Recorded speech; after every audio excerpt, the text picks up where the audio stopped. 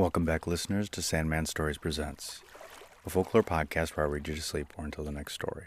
I'm your host, Dustin. Today we are back in the book of Georgian folklore, written down by Marjorie Wardrop. This is a tale that echoes previous Armenian and Turkish tales, no surprise there, where the hero has to go down a hole, pick out 3 brides. The 3 brides get taken away from him. He goes on more adventures and more adventures. There's dragons, there's all sorts of stuff, so let's just get going. Okay, let's begin. Asphurtzela. There was, and there wasn't. Of God's best may it be. There was once a woman. This woman's husband had died young and left her with 4 little children, 3 boys and 1 girl. When the children were grown, their mother said, "Children, why don't you look after your father's house? Why do you abandon it?" The children did not know anything about the house, and they asked their mother where it was. The mother told them that it was neither here nor there, but the children would have to go a long way to get to it. They asked their mother, "Since it is far away, when we go to work, who will bring us our food and drink?" Mom replied, "I will send your sister with dinner." The brothers were pleased with their mother's proposal and got ready to go. Their mother gave them onions and garlic to take with them and said, "As you go along, cut off the skins and drop them. Your sister will follow your trail and bring you your food." The brothers went to work, and on the path they threw down the skins like their mother had said. 100-headed devi lived near the path. The devi's mother saw the onion peels thrown on the path, collected them all, and put them on the road leading to her own house. 3 days later, the mother thought that they must be low on food by now. She made more for them, put it in a bag, and gave it to her daughter. The girl set out and followed the onion peels. She went on and came to a house. There was an old woman sitting in the house. The girl cried out, "Mother, mother, can you tell me if my brothers are working here?" "What do you want with your brothers?" said the old woman. "This is the house of the devi with 100 heads. He will be home soon, so I had better hide you, for if he sees you, he will eat you."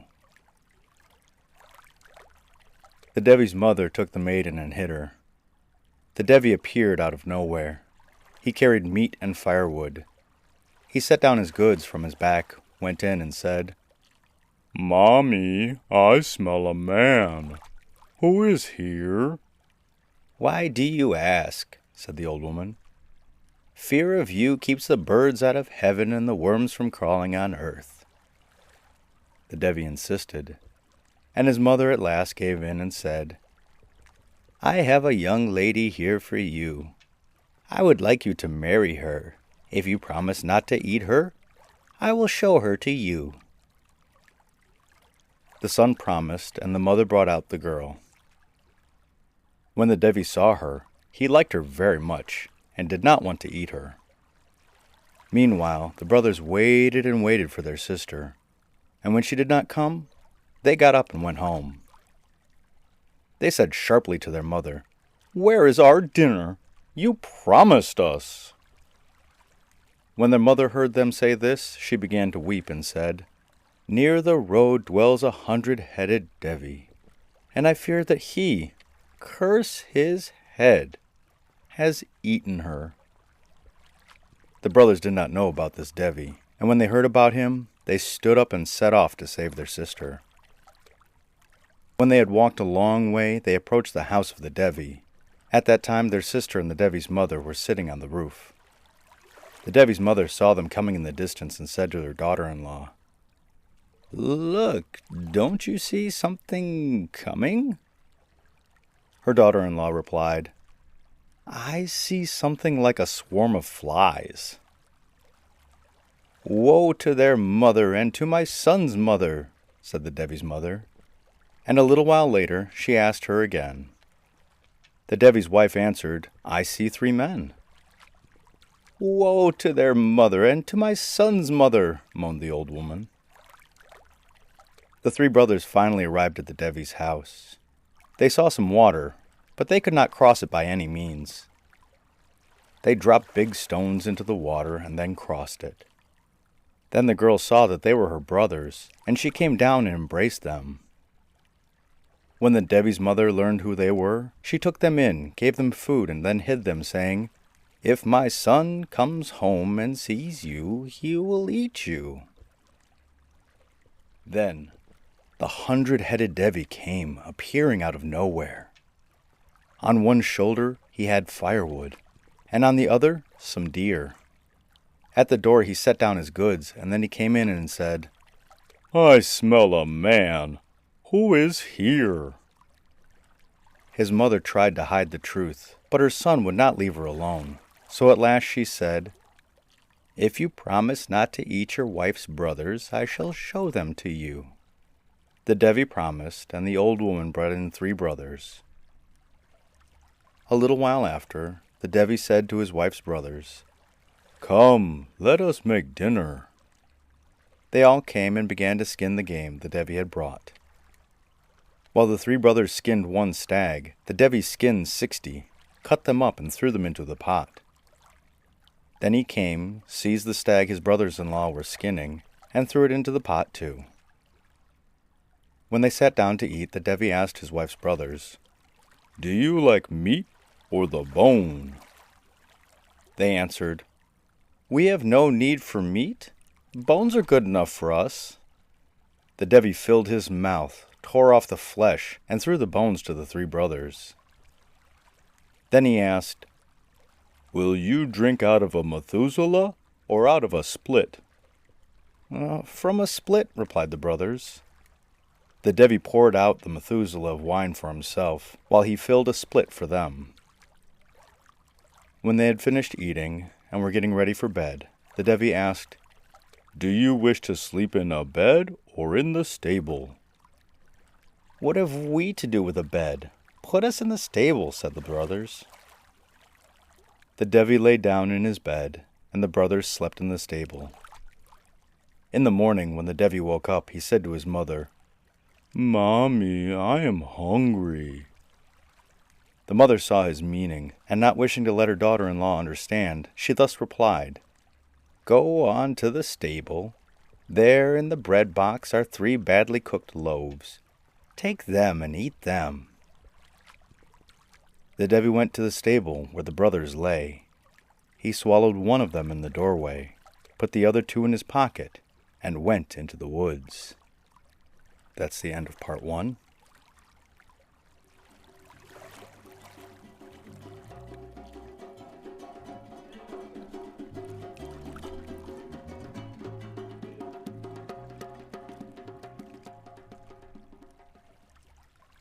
Now for part 2.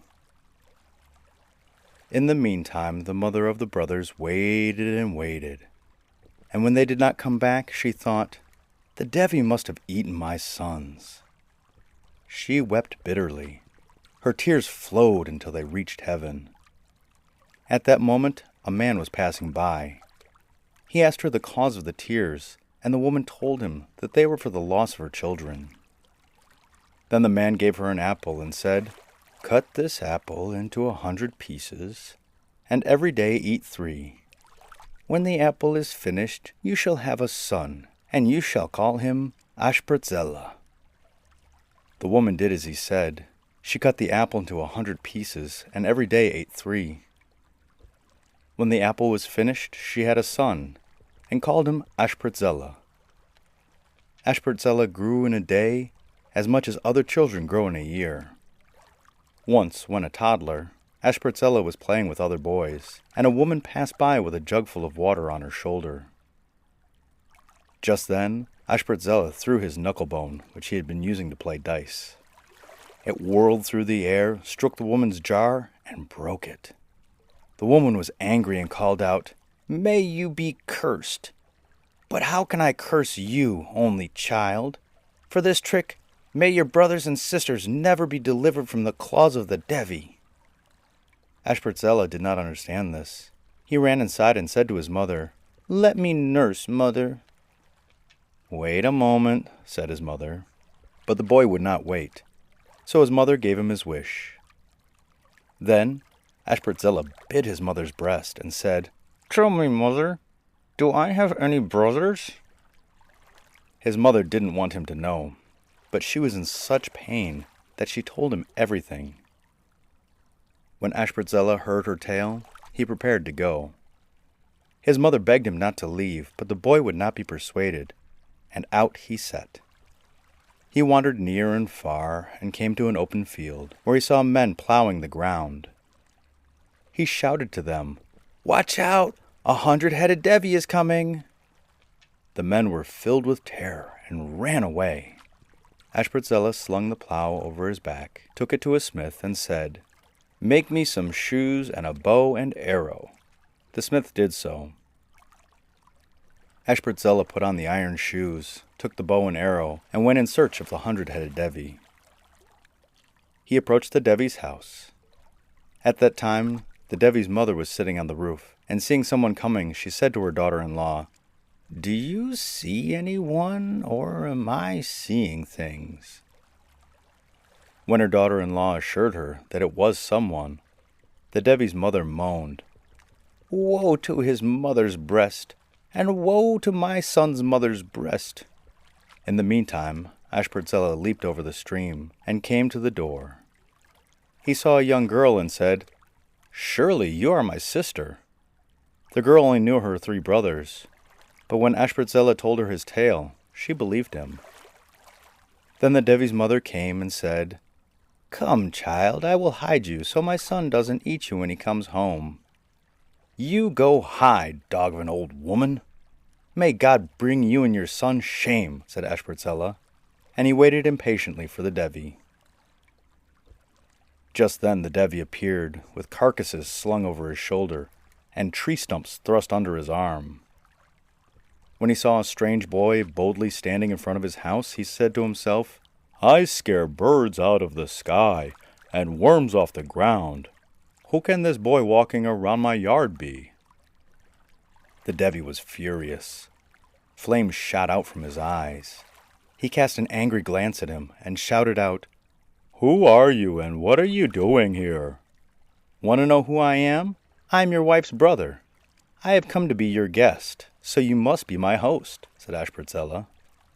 "Very well," replied the devi. "Come in and let's make dinner. We must skin the game and cook it." They began to skin the game, but by the time the devi had skinned one beast, Asphurtzela had finished all the game, thrown it into a pot, and cooked it. The devi gazed on Asphurtzela with real astonishment. When the food was cooked and they sat down to supper, the devi, according to his custom, asked the guest, "Do you like meat or the bones?" "Pass me the meat. Why should I eat bones? Am I a dog?" answered Asphurtzela. The devi gave him the meat and asked, "Will you drink a Methuselah or out of a split?" "Pass over the Methuselah. Why would I want a split?" The devi gave him the Methuselah and sank into deep thought. When it was time to go to bed, the devi asked, "Will you sleep in the stables or in a bed?" "I am a man. What should I do in the stable? Give me a bed," said Asphurtzela. So Asphurtzela slept in the bed, and the devi lay down in the stable. He lay down, but, alas, sleep would not come. His only thought was how he could get rid of this terrible guest.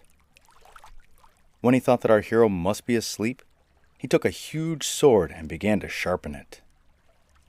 The noise of the sharpening awoke Asphurtzela, and guessing the devi's plan, jumped out of bed and put a log under the blanket. Then he hid in the room. When the devi had made the sword as bright as a diamond, he snuck out quietly, opened the door, and went silently towards Asphurtzela's bed. He raised the sword with all his might and hit the bed with such force that all the dust flew up and the log was cut down the middle. Then the devi left and closed the door. Asphurtzela lay down and slept peacefully. In the morning, when the devi awoke and saw his brother-in-law, he looked at him in amazement and said, "Did you feel any pain last night?" "Oh, no," said Asphurtzela. "Not even a flea bite?" "No." Then let's wrestle. Very well, said Asphurtzela, and the combat began. The devi struggled and struggled, but he could not move his brother-in-law. Then Asphurtzela attacked him and buried him in the ground up to his neck. He took out his bow and arrow, aimed it at the devi, and cried out, "Tell me quickly what you have done with my brothers, or I shall shoot you." The devi was afraid and said, "Don't kill me, I will tell you. In my chest there is a little tin. They are lying in it dead. There is also a handkerchief. Put them on it, and they will come back to life." When Asphurtzela heard this, he cut open the devi's chest, took out the tin, took out his brothers, and put the handkerchief on them, and they came back to life. Then he shot his arrow at the 100-headed devi and killed him. When he had cut him up into small pieces, he went to the devi's mother and killed her too. Then he listened to his brother's story and told them his in return. The brothers believed Asphurtzela, but they were jealous of his bravery. At last, they all went home. On the way, they had to pass through an open field with a tree so large that all of the field was in its shade. Asphurtzela said to his brothers and sister, "Let's rest here. I'm very tired. I want to rest my eyes." They all agreed. Asphurtzela lay down at the foot of the tree and slept like the dead. His brothers sat down near him and began to whisper to one another, "Now that he has killed the 100-headed devi, what good is he? Let's tie him up to this tree and leave him." They took ropes, twisted them round and round, and bound him to the tree. When his sister saw this, she begged them to spare him, but they would not listen to her. They bound him tight, grabbed their sister, and went home. As soon as they were home, the sister told the mother everything. The mother called down curses on her 3 sons. When Asphurtzela woke up and saw that he was tied to a tree, he tried hard to get away, but he could not move. He looked around and saw that his brothers were gone. He looked everywhere, and then he prayed to God. "Oh God, if I have deceived my brothers, may this tree fall on me. But if they have deceived me, may I pull it up by its roots." When he had said this, he tried again, and the tree came up by the roots. Then Asphurtzela got up and went home, carrying the tree with him. He came to the house and called to his brothers, "Come out at once and untie my hands." His brothers grew pale and faint from fear, but they came out and set him free. After this, Asphurtzela did not wish to live with his brothers, and he got ready to leave home. His sister and mother begged him to stay, but he wouldn't. That's the end of part 2.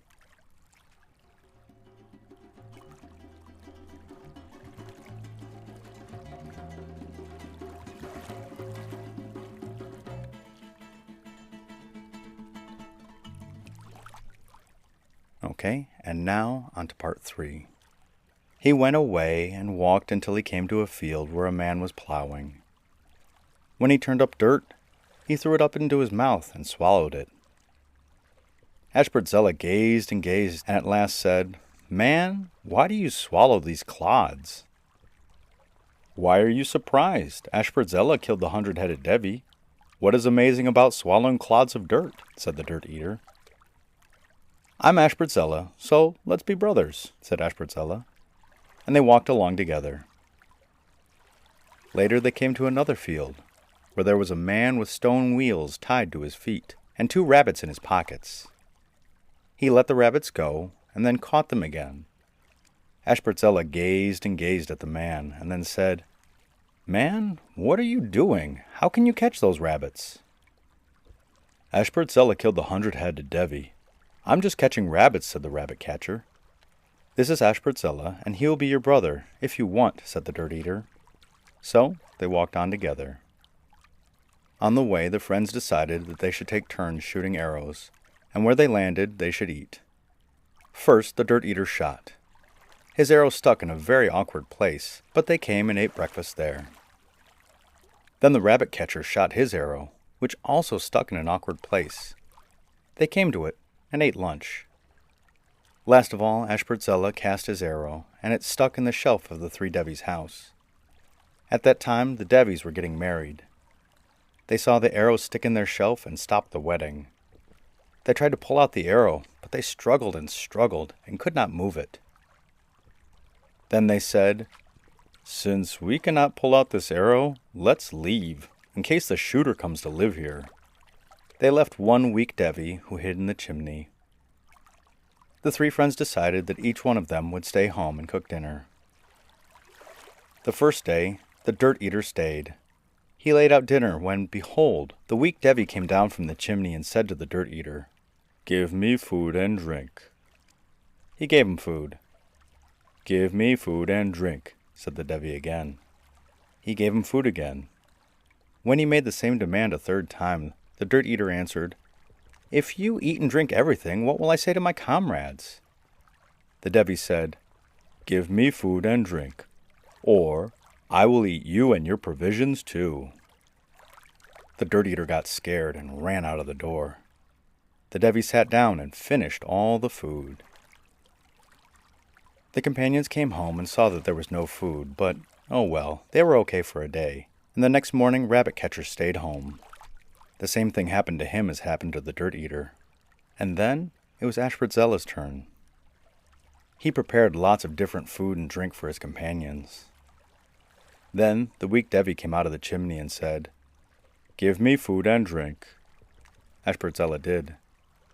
"Give me food and drink," said the devi again. Asphurtzela did. When he asked a third time, Asphurtzela said, "If I give you everything, what will my comrades eat?" "If you won't give me food, I shall eat you and your food too." Asphurtzela smiled to himself, took his bow and arrow, shot the devi through the heart, and cut him in half. The devi's head rolled one way and his body rolled another. The head cried out, "Follow me for happiness." The body cried out, "Follow me for sadness." In the meantime, Asphurtzela's companions returned. They ate and then said, "Let's go and see what the devi's head promised." The devi's head rolled and fell into a hole. Asphurtzela looked in and saw 3 lovely maidens. He was pleased and said, "Let's get them out and marry them." The dirt eater slipped in, but before he had reached the bottom he called out, "I'm burning up! Take me out!" And they took him out. Then Rabbit Catcher slipped down, and the same thing happened to him. Then came Asphurtzela's turn. He said to his companions, "When I call out it burns, lower me further into the hole."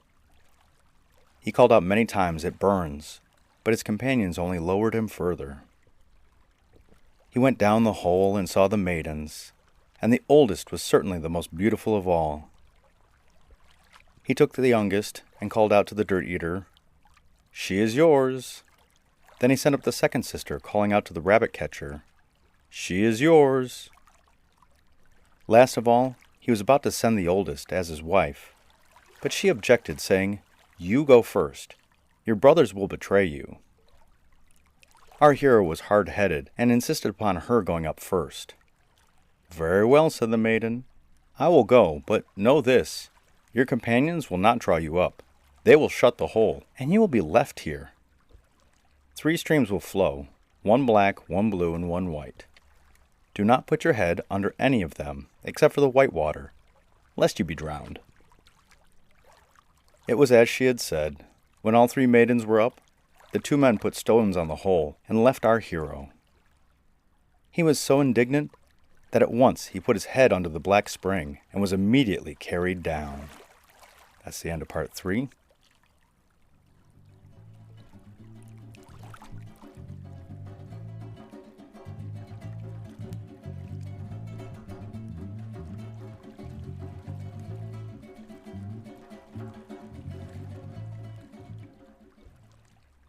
Okay, on to part 4, the final chapter.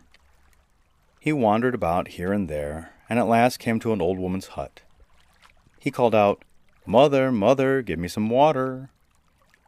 "Ah, child," said the old woman, "we don't have any until our princess is eaten by the dragon." "What dragon?" said Asphurtzela. The old woman replied, Our water is stolen by a dragon, and if we do not offer him a human to eat, the water will not flow. We have all paid this debt except for the king, and today his daughter is on the menu." "Give me a jug so I can go to the well," said Asphurtzela. The woman begged him not to go, but he would not listen. The old woman got up and brought him jugs. Asphurtzela broke these small water jars and said, "Don't you have one of those giant jugs?" The old woman showed them where they were. Asphurtzela took them and went away. When he came to the edge of the stream, he saw a rich maiden sitting, shedding bitter tears. He asked her why, and when he learned that this was the king's daughter, he said, "I will sleep here. When the dragon comes, wake me up." He laid his head down on the maiden's lap and fell asleep. Soon, the dragon appeared. The maiden was afraid to wake Asphurtzela, and she wept more than ever. One of her tears fell on Asphurtzela's cheek, and he woke up.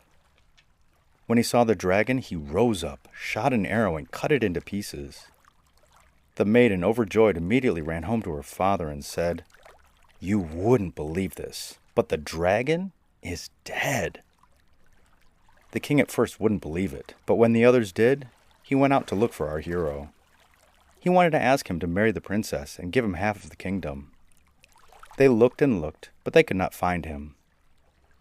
Then the old woman came to the palace and said, "Mighty king, have mercy upon me and upon my son."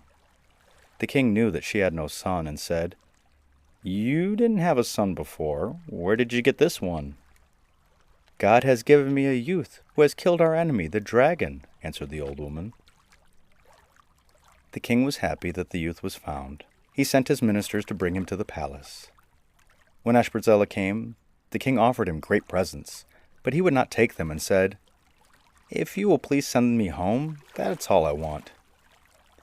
The king was disappointed. He begged him to marry his daughter, but it was to no avail, so he agreed. After this, Asphurtzela went again to his adopted mother. On the way he saw a great tree, and on top of it there was a griffin's nest. Suddenly a dragon flew down, and the little birds let out a terrified scream. When Asphurtzela saw what was about to happen, he drew his bow, and in the twinkling of an eye, the dragon was dead. The mother dragon flew down, and her fledglings told her what had happened. Then the grateful griffin came to Asphurtzela and said, "Tell me what you want, so I can repay you." Asphurtzela said, "I don't want anything but to go home." "It will be hard for me, but I must repay your kind deed," said the griffin, and told him to get food for the journey. Asphurtzela went back to the king and asked him for provisions. When everything was ready, the griffin put Asphurtzela on his back and flew off. On the way, when the griffin cried out, Asphurtzela put food into her mouth. Just as they were about to enter the world of light, the griffin again cried aloud. Asphurtzela had no more food left, so he cut off his calf and threw it into the griffin's mouth. This morsel was so very tasty that the griffin did not eat it, but kept it on the tip of her tongue. When they arrived, the griffin said, "Now, farewell, leap down and go home." Asphurtzela got down and went away, but he walked with a limp.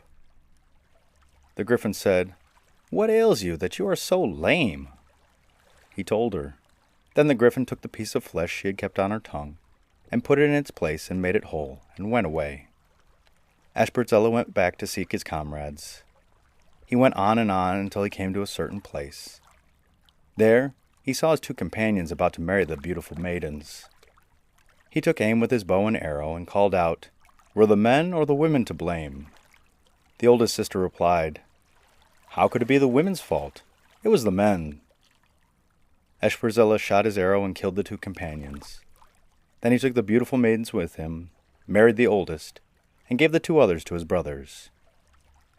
The end.